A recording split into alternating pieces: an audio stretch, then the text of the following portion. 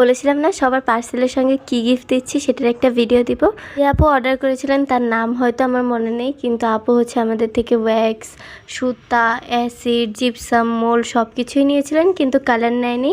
এই কারণে হচ্ছে আপুকে আমি কালার গিফট করেছিলাম। আর এখানে একজন আপু হচ্ছে গিয়ে আমাদের 500 টাকার একটা কম্বো নিয়েছিলেন এবং সাথে 2টা কালার অ্যাড করতে বলেছিলেন। তো ওই আপুকে মেবি স্ট্যান্ডউইক গিফট দেওয়া হয়েছিল। এখানে একজন আপু আমাদের থেকে কচ্ছপের মোল্ডটা নিয়েছিলেন আর হচ্ছে গিয়ে মোম নিয়েছিলেন। এই আপুকে হচ্ছে গিয়ে একটা মিনি বাবলের মোল্ড দেওয়া হয়েছিল। এখানে আরেকজন আপু হচ্ছে গিয়ে অনেকগুলো মোল্ড অর্ডার করেছিলেন। তো ওই আপুকে হচ্ছে গিয়ে আমরা আমাদের 80 টাকার যে মোল্ডটা ছিল ওইটা একটা গিফট করেছি। এখানে হচ্ছে আরেকজন আপু অনেকগুলো মোল্ড নিয়েছিলেন, কিন্তু আপু 80 টাকার মোল্ড যেটা সেটা একটা নিয়েছিলেন। আর আপু মনে করেছিলেন যে পুরা হয়তো 3টা পাতার যে সেট আছে এটা পুরাটাই 80 টাকা।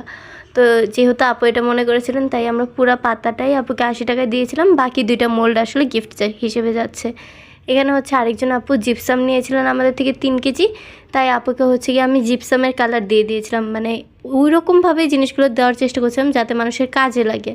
এখানে আরেকজন আপু আমাদের থেকে বেশ কিছু পরিমাণে মোল্ড নিয়েছিলেন। কাঠগোলাপের মোল্ডটা ছিল, আপুর বিগ বাবলের মোল্ডটা ছিল। তো আপুকে হচ্ছে কি আমরা স্টিক সোদা গিফট দিয়ে দিয়েছিলাম 5টা।